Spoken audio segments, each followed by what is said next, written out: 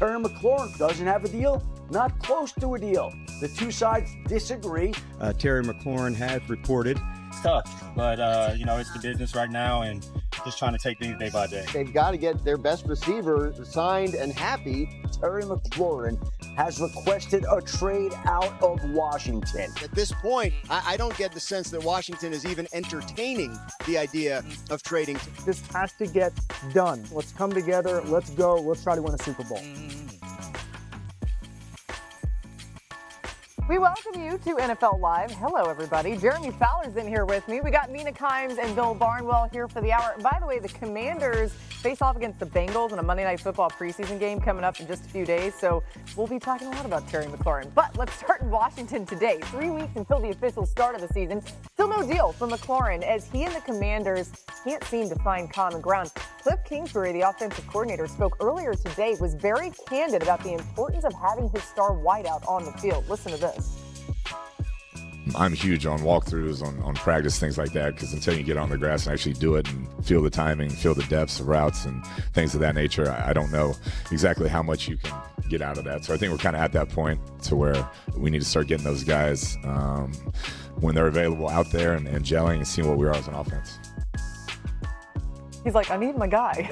Jeremy, what more can you tell us about where the contract talks stand right now between McLaurin and the Commanders? Yeah, Laura, from what I'm hearing, there's still a pretty sizable gap in how they see the wide receiver market. Washington's down here. Terry McLaurin's pretty high up here. I'm told the players dug in, remains frustrated. Not a lot of traction on a trade right now, even though I do know there are some teams that are interested or have at least called.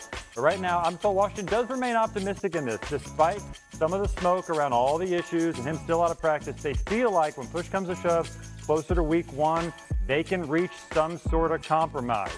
It's probably not going to be a situation where he plays out the year in his contract and plays the franchise tag next year. Like, he needs some sort of contract. They're hoping they can find a sweet spot here, but they're sort of waiting each other out. And meanwhile, this could get ugly. Yeah, and again, as we said off the top, we're just 3 weeks away. Bill, how different does this Commanders offense look when Terry McLaurin isn't on the field, if, God forbid, we end up in that situation? Yeah, certainly Washington fans hoping that doesn't happen, but there was a meaningful drop-off last year when Jaden Daniels did not have his star receiver on the field. A 73.1 total QBR with McLaurin on the field. That dropped to 63 without Terry McLaurin in the lineup. And I think Cliff Kingsbury's point here is really important because it means even if these two sides do come to an agreement between now and the start of the season, it's not like Terry McLaurin's going to be, fully featured and functional in that offense. He might not be playing 100% of the snaps, 95% of the snaps the way the Commanders might want with a normal training camp for Terry McLaurin. And then you factor in Deebo Samuel, the other guy coming into the situation. And for the 49ers, they've always been a roster where they wanted to kind of use Deebo about 80% of the time, limit his snaps because of how physical he is as a football player. So you kind of want to have both those guys. There might be snaps early in the year where Jaden Daniels doesn't have either of his star receivers on the field. When the Commanders traded for Deebo Samuel, I really liked the fit, the idea of Deebo being an underneath target, a yards after catch guy. Cliff Kingsbury loves to call screens. Deebo is the ultimate screen receiver. But that entire premise, in my mind, rests on having Terry McLaurin on the field so that defenses can't cheat up to the line of scrimmage and stack the box against the run. You take McLaurin out of the equation and they're not deep at all at receiver in terms of a guy who's a true second, third level threat the way McLaurin was. Noah Brown, Luke McCaffrey. And McLaurin last year was not only prolific in reaching the end zone, league-wide on throws over 10 yards, he was 5th in yards per route run, top 10 in target share. I understand that this is more about finances, and what he's asking for in his age, but I truly do not believe this Commanders offense can get anywhere close to its ceiling without him. Yeah, Jaden Daniels has continued to say that he's had conversations with McLaurin, but he doesn't really mess with the business side of things, but has also been adamant that they need him on the field. I think everybody agrees when you're talking about the future of this team, or at least next season. All right, let's go to LA next, where Justin Herbert will make his first preseason start of his career. Hey, you heard that right. First, the quarterback spoke to the media yesterday after Jim Harbaugh made the announcement and explained why they're deciding for him to play. be able to see a pass rush and get a feel for getting the ball out and just seeing a game before you actually play in a game. I think in years past, the plan was, to rest and see those reps. But I wanted to go out there and see a pass rush because, in practice as a quarterback, you don't always get the true feeling of a pass rush. So I thought it'd be helpful to go out there. And I just thought this was something that could be good for me, good for the team. And so, I'm not against trying it.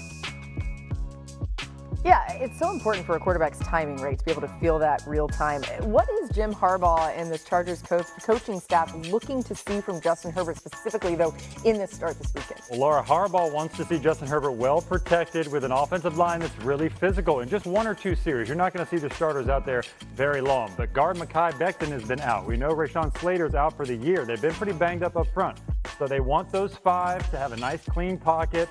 They want to have a physical running game. Amarion Hampton, the rookie, great opportunity for him. They've loved him all camp, but their practices aren't overly physical. He's not taking a lot of hits.